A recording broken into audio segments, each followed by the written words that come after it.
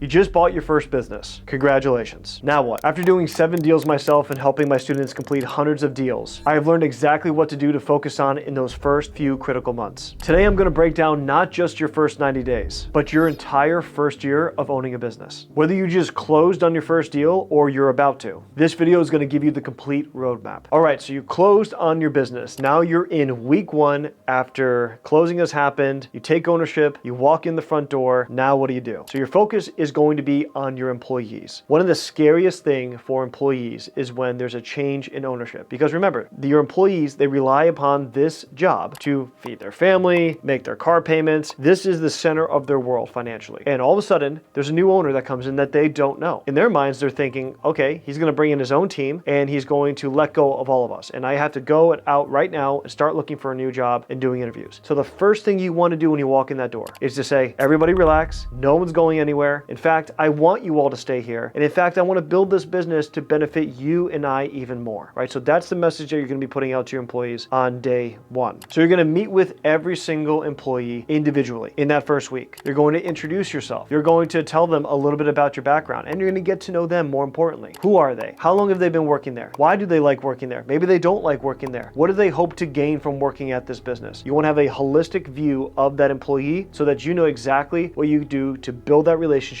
and to make sure that they're going to stay on for years to come. One of the most important aspects of interviewing each of your employees is understanding what are their concerns. When you go into that business, a lot of times the previous owner, maybe he was a great owner, but maybe he didn't really support his employees that well. Maybe there was a lot of pent-up frustration about the way the business was being managed. And now that you're starting on a new clean slate, you're going to reach out to your employees in those one-on-one meetings. You're going to ask them directly, face-to-face, what are your thoughts? What are the things that concern you about this business? What are the things that we're doing that are not right? And that is a great way in which you as the new owner can figure out exactly what that business is doing well and exactly what that business is not doing well. This is also going to build trust and rapport with that team member because you are going to their level and asking them for their concerns. And we're going to take all these concerns. We're not just throwing them away the second we hear it, because when they start to see some change in the company based on concerns that they had already told you in the first week, you're going to solidify that you are an owner that cares, and you're going to solidify that rapport and relationship that you're building with that employee. Another important aspect of these one-on-one meetings is setting clear expectations moving forward. Talking about who you are and what you plan on doing with this business. Casting the vision. You want them to understand exactly why you bought this business and what you plan on doing with this business to get them excited about being a part of that team moving into the future. Next, you're going to focus on documentation. Now, before you make any kind of sweeping changes or start to implement new systems, you need to figure out how information flows through that company. So you're going to start documenting all of the systems and all of the processes. This usually takes about a month if you are spending the time and effort that's required to do this well. That means you're going in on every meeting in every department. You're seeing how each of these departments talk to one another. You're writing down how information goes from the second a client calls in for the service, all the way to the service happening, all the way back to the follow-up if there's any follow-up happening. And you're mapping these processes. As you're mapping these processes, you're going to see which ones you want to keep because they're effective and which ones you want to get rid of because they're not effective. You want to be studying the customer service process in detail. You as the owner should understand exactly how your clients are going through the process and what the customer journey looks like. Putting yourself into the customer's shoes is going to be able to help you be more effective as a leader in building your team and your product and services around a successful business. You're going to be examining the payment processing systems. Is it easy? Is it a bore? Is it something where a client can easily understand how to pay? Is it something where they have to do 2 or 3 steps to pay? All of these things matter. A big one, especially in home services company, is reviewing their scheduling and invoicing systems. We want something that works hand in hand. We don't want to have 2 different systems. We don't want to be using pen and paper. We want to make sure that everything's being documented and that your scheduling system and your invoicing system are talking together or they're the same system. That way you can start to see trends that occur and you can start making decisions that are based on data. Now, many small businesses that you're going to look at don't even have systems and processes that their employees can follow that are written down, right? It's all just from word of mouth. Let me teach you how to do it. Now go and do it. Where you are going to be different is that you are going to set up employee manuals for every single role within your company. This is going to start out with a definition of exactly what that role is going to do, and then all the different responsibilities of that role, and then how all those responsibilities map into the larger network of this company. And then you're going to get into granular detail on step 1 through step 100 on how to accomplish all these tasks. It's going to be in written form, and then it's going to be in video form. And so when a new employee comes on, they can just click on that folder. There's all their training. Anytime they have a question, they can go right back to the training and get it answered. Now, of course, doing a deep dive into the financials is essential in the first week. This means obviously setting up your new bank accounts, which already should have been set up. Transferring all the incoming payments now is going to be coming into your new bank account instead of the old seller's bank account. You're going to be reviewing the accounts receivable reports to know exactly when these payments are supposed to be coming in so that you have a very good idea what your cash flow cycle looks like. Now, a lot of this is done pre-purchase in due diligence, but now you're actually getting the money. And so you're making sure that how you're seeing it happen now in real time matches what your projections were when you did your due diligence. If it's better, awesome. If it's worse, you need to find out the reason why so that you can change it. One of the biggest things on the financial side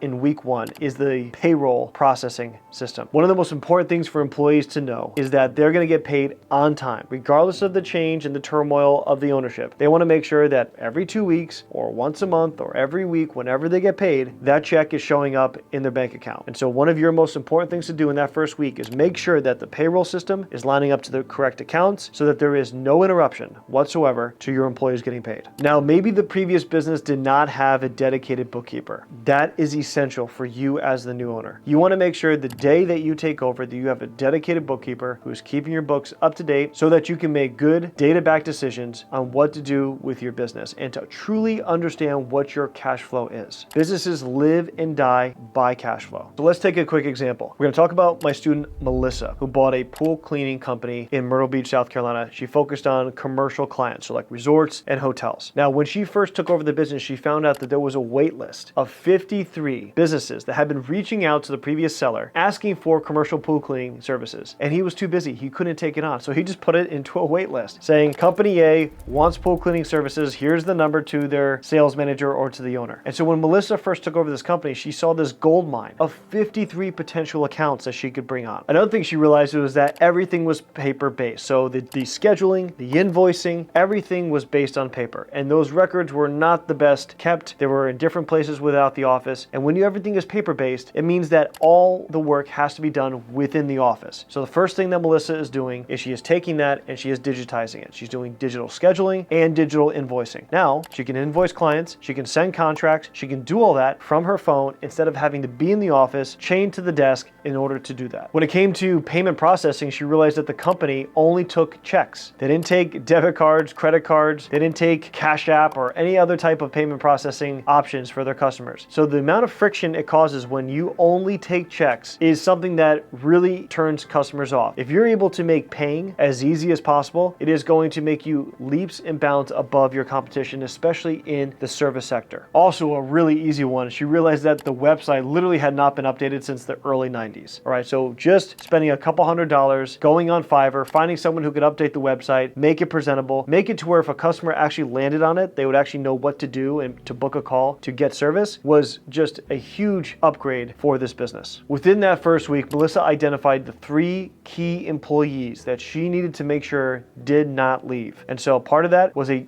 retention bonus that she made into the purchase of the business. She had a $25K retention bonus so that the day after closing in the first week, she was able to give a check to those key employees, and in return, they agreed to stay on for a certain period of time, at least in signed employee contracts. That was key in limiting the downside of one of these key 3 players leaving, and it gave Melissa the confidence in knowing that the base to which she could grow that company on was solid. Okay, so now we talked about week 1. So let's now talk about days 30 through 90. Here are the things that you need to be focusing on. Now's the time to begin modernizing operational systems. Now, what does that mean? That means you're actually taking something that many times is based on pen and paper, notebooks and charts, and taking that and putting it into some type of digital platform. Outside of it being just way easier to track and much more easy to store, it's something where you can take the work that was being done and confined to a physical location and make it so that people can work anywhere that they have access to internet. It frees you from the office, it frees your employees from the office, and it allows your company to be much more efficient. This is where you're going to be implementing digital invoicing. This is where you're going to be implementing digital scheduling. As you can see, the common thread here is digital. We want to get away from being stuck on pen and paper. You want to update your website, update your online presence. A lot of these businesses, and Melissa that I mentioned earlier, there was no marketing happening because they didn't even have a really workable website. Now that you have that, you can start marketing. You can do that through SEO. You can do it through ads. There's so many different things to drive traffic to that website, which is then going to convert those prospects to clients. clients. One of the big upgrades that Melissa has done and many service-based businesses need to do is implementing a CRM system, customer relationship management, CRM. Now, what is the purpose of that? Well, when you have clients and you are trying to maintain relationships, after a certain amount of clients, it becomes hard to maintain those relationships in an efficient way. And that's where CRM comes in. It's one-stop shop for you to manage all the customer communications, all of the invoicing, all of the different tracking of the progress for the different services you're giving them. It's one place for you to go to understand the exact parameters and history of your relationship with that client. And as you scale a business, you need a software that can scale along with you. The next thing you want to focus on is team building. Many of you need to figure out ways in which you're going to start implementing team building exercises right away once you take over that business. Because remember, as we talked about before, one of the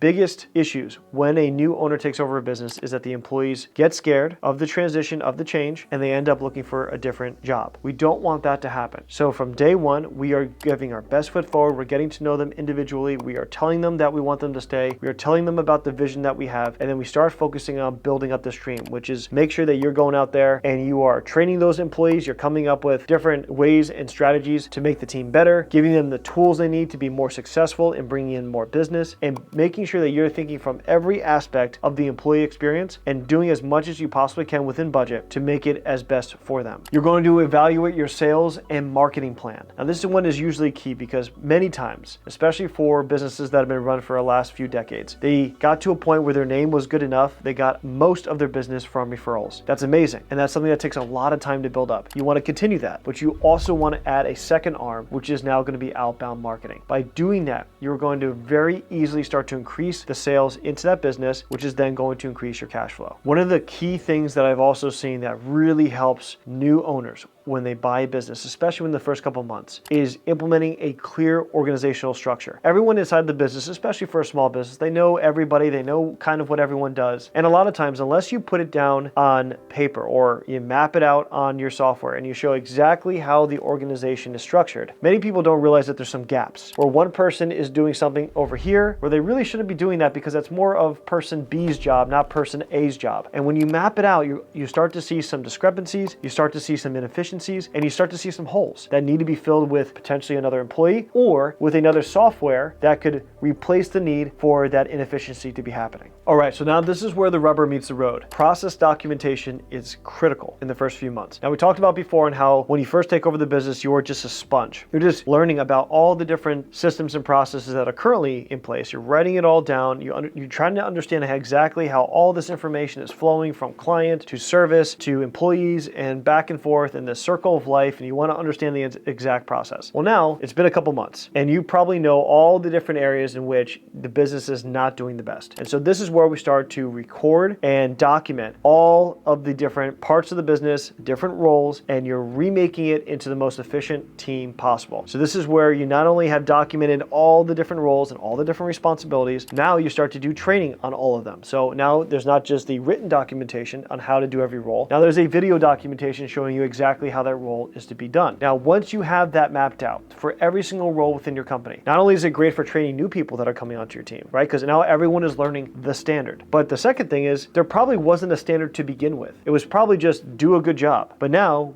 since we have everything written down, we have the video training along with it, now we can actually get data-backed standards to where everyone who currently works there or is going to work there in the future knows exactly what a good job means. And when you have those set standards, that is where you're going to see performance skyrocket. We want to create detailed, comprehensive operation manuals. The more detail that you can do in these operation manuals, the better. The less questions that are going to constantly be asked. Goal for all of your employees is to make sure that they know exactly where to go to have all of their questions answered. And if there's a question that comes up that's not already in a manual, we capture that question, we capture the answer, and we put it into the manual. And last but not least, we are starting to track all of the KPIs. We are looking to track all of the key indicators that drive company growth. So we want to make sure that all the things that make that business scale and succeed and be very cash flow positive and grow your name and grow the revenue, all of those things are easily tracked and they're all mapped out to exactly whose job it is to make sure that those numbers are hit. Now, this is all going to be right within the employees' roles and responsibilities when they're hired or when you are training them in their new role. You know exactly what to tell them and they know exactly what success looks like. Because a lot of times employees are not successful because they just don't even know know what success looks like. They show up on time, they try to work hard, but they're just really inefficient. Now, some of that's their fault, but a lot of times it's the owner's fault because they did not give a clear vision on what was needed. So let's take, for example, Ben and Andrea, and when they bought a nail salon. One of the things they did was create QR codes for the morning procedures. They developed training videos for their new employees. They implemented an employee retention bonus, and this is key, right? Because you're taking the cash flow that the business is making and you're directly tying it to the employee's performance. And when they start to see that when they do X, they get Y, they start to think like owners, right? And that's what you want your employees doing, is thinking like owners. They built a very structured onboarding process. They started to document their daily processes, and no process is too small. Every single thing that is done to successfully complete the service and to grow the business is documented. And they established clear service standards, right? This is the KPIs. This is the standard in which this business will operate, and this is the standard that we're going to hold our employees to on a daily basis. All right, so now let's talk about revenue growth. There are a couple key things you need to do in order to focus on this and to make sure that you're gaining traction. One is identifying new service opportunities. A lot of times when you go and you acquire a business, you're automatically going to start seeing different services that you could easily implement that can drive more revenue. This also comes with analyzing different product offerings and potentially developing subscription-based models. You guys have probably heard me harp on this in other videos, but I talk about recurring revenue being super important as a metric in which you're looking to acquire a business. So if there's not a recurring model to this business, you want to see if it's possible to implement one. You want to research the geographic expansion capabilities. Sometimes businesses can expand, right? Maybe the market is too saturated. There's no other way in which you can really legitimately expand that business in a way that makes sense. But in other markets, it makes a lot of sense to expand your footprint, and you need to start to look at different ways in which you can accomplish that. You're going to review your current pricing structure. A lot of times prices get stagnant and they stay the same.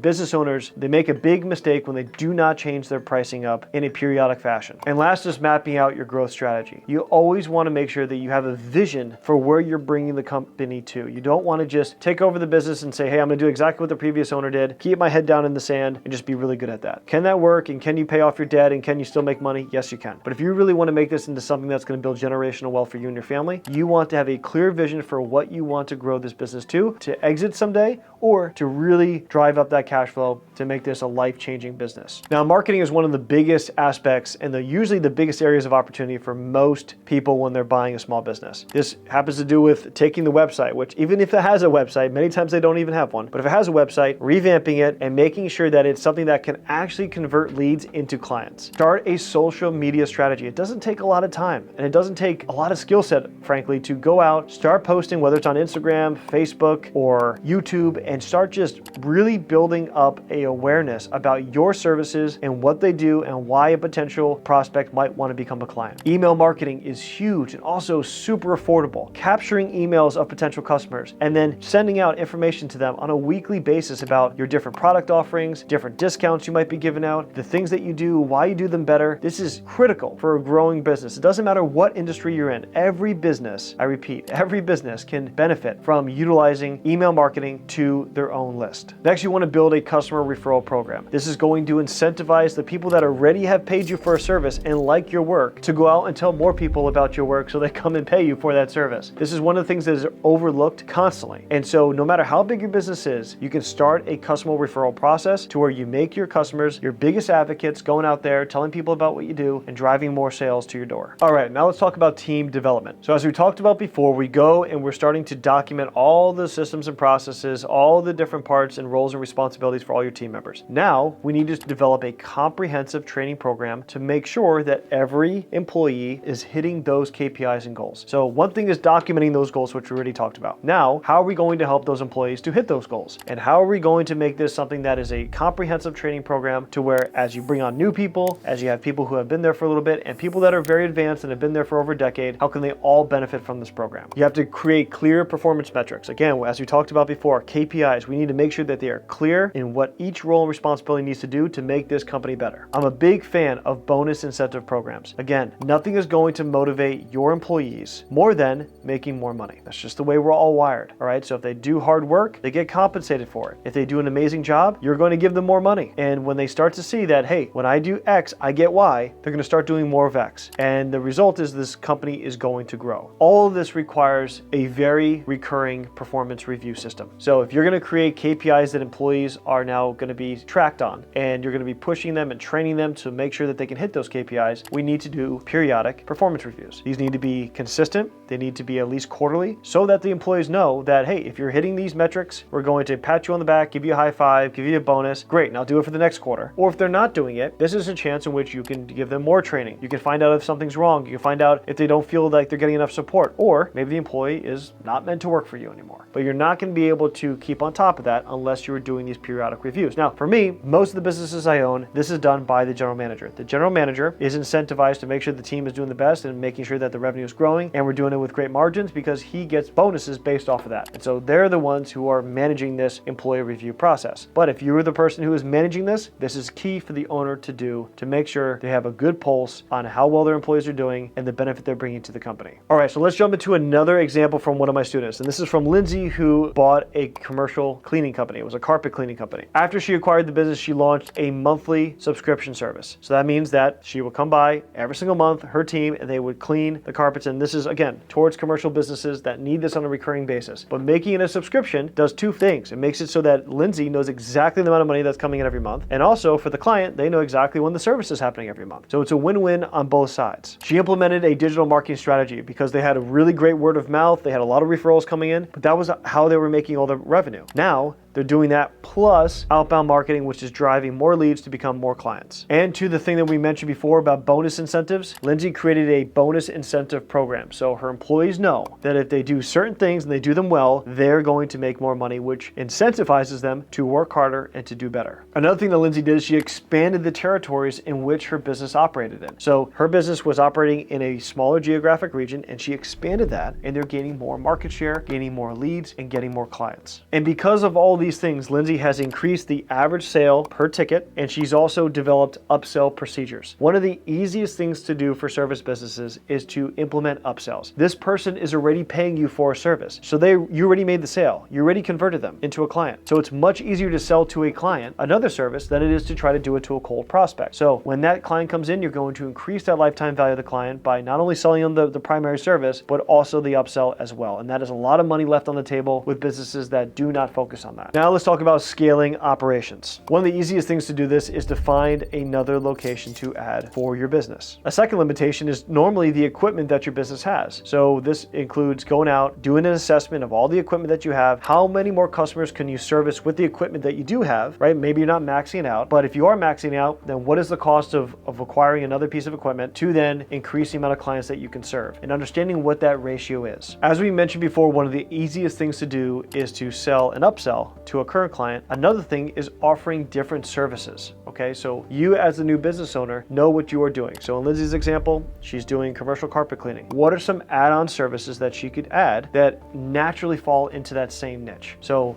maybe instead of carpet, now it's hardwood floor cleaning or tile cleaning. It could be a whole range of different items that tie into that carpet cleaning business. These are services that don't take much more for Lindsay to invest in. Her team members can be easily trained on those services, and now you're adding more additional streams of revenue, and you're not just reliant upon one main stream. Now that you have all these different pieces that are working together, let's talk a little bit more about systems optimization. One of the cool things that's happening right now is the AI revolution, and you can go out there and you can find so many different AI tools that can help you automate a lot of the things that you are currently doing and probably a lot of the things that your employees are doing. By implementing the right automation tool, you're going to save a lot of time, you're going to make it way more efficient, and it's going to be much more accurate. One of the things that I'm working on right now in the businesses that I own is how do I implement AI into the systems and processes that do not need a human-to-human interaction. My employees are amazing, and they do amazing when they're talking to my customers and making sure that they're getting the best service. Now, all the other things that are not that client-to-client interaction, all the back-end admin responsibilities, all the sheets that need to be updated, we can use the AI to do that. So make sure as you are looking at the different types of businesses to acquire, start thinking about on the back end, what are tools and automations that I could do to make this business even more efficient? Now, you probably remember from my previous videos when we're talking about how to value a business. One of the biggest things for a multiple is the general manager or the team and how they manage that business without the owner involved, right? The more that the owner is involved, the less value that business is. And if you have an absentee run business where the owner is not even present, that business is worth a lot more. So we know that that's the case when we're buying. So now that we're the owners of this business, we have to keep that in mind and knowing that we're going to make this business much more valuable if we can make it run without you. So from the day that that you take over that business, now that you got the systems and processes laid out, you have the automations put in forward, you know that revenue is growing because you've implemented all these different marketing strategies and you have the right people on board. Now it's about taking you out of the business. Start looking at all the things that you do on a daily basis, writing them down, documenting them, building out training videos for all the things that you do as an owner. And over time, you're going to take those tasks and responsibilities and you're going to start to give them to a general manager or maybe a team of managers to take it off your plate. Because the second that you're able to exit out of that business, that is when that business is worth more than it has ever been worth before. Let's talk about my student Zach and how he did this with the medical practice. Now, in the first year that Zach acquired the medical practice, he increased the EBITDA in this business, which is the earnings before interest, taxes, depreciation, and amortization, from 1.1 million to 1.8 million, a 700,000 increase in revenue in 1 year. He did this through a couple different ways. One was he modernized the operational systems. He cut costs, he made it way more efficient, and by doing that, they were able to take on more clients. He maintained the key staff relationships. He did what Lindsay did and what Melissa did. He made sure that he was incentivizing his key employees with a bonus structure that made sense for the business, and because of that, they started to perform well, which drove more and more revenue to the business. He also expanded some service offerings. He made sure that those service offerings were even better because they were upsells that were already in the niche of what the service was happening at that clinic, and so it was a very natural upsell and also very easy for his current key employees to add on, so he didn't have to train new personnel, he didn't have to go and try to recruit people. It was something that the business could already do, and he implemented it and he was able to profit from it. Okay, so we went through all these different categories and how we're going to make sure that after we acquire a business, we do the best that we can, right? From all the way from making sure that employees know that we care about them and want them to stay, to making sure they understand exactly the standards that are set for them so they start to perform better, which then gets us to the point of making sure that we're able to exit out of the business because now we have a turnkey operation that is running itself. But here are some common mistakes that we do need to talk about. The number one is making too many changes too quickly. If you walk into the business and day one, you're just in there saying all the things that are wrong with it, here's all the things we're going to do, you're going to kill that business faster than you bought it. As we mentioned before, the most important thing for you to do as the new owner is to build rapport and keep those key relationships good and solid, especially when you first buy it. Don't want to make any big changes for the first month. Another big mistake is ignoring the established procedures. There's a reason why they do what they do. Now, you might disagree with it and eventually you can change it, but walking in day one saying that doesn't make sense and changing it, one, shows that you are ignorant of why they created the process in the first place, and two, it's going to give a really bad vibe to all your employees. You do not want to micromanage the experienced staff. They have been doing this job for probably years and doing it pretty well. The last thing you need to do is walk in day one and show them how you could do it better. If you are failing to document all the different processes, remember your first job in that first week and the first month is making sure you just understand what's going on. You are documenting everything. If you're not doing that, you're setting yourself up for failure. And last, if you're just focusing on short-term gains, going in day one and I'm going to make all these changes and it's going to be so much better, and you're just narrowly focused on the first week or the first month and how the changes you're going to make, not thinking about the long-term pain you're causing in terms of having a higher turnover rate because now your employees don't like you, so they start to leave, and now you have to go out there and try to recruit good people. That is all short-sighted, and it's going to turn your business into a battleground, and that's not what you want. You want stability when you are acquiring a small business, and that is the thing you are just laser focused on maintaining. Walking into that business, making sure everyone feels supported, making sure they know that their jobs are not at stake, and then learning as much as you can, and slowly, after building rapport and relationships, start to make some changes. If you want to learn more about how to implement these strategies into your business, I have something for you. I have a program called Acquisition Ace where we help people like you learn how to manage their businesses once they've been acquired. If you've already spent all the time, money, and energy into acquiring your first business, I don't understand why you wouldn't want to make sure that you run it smoothly and profitably. You can click below to see what it looks like to work with me on this exact process. Thanks for watching, and I'll see you in the next one.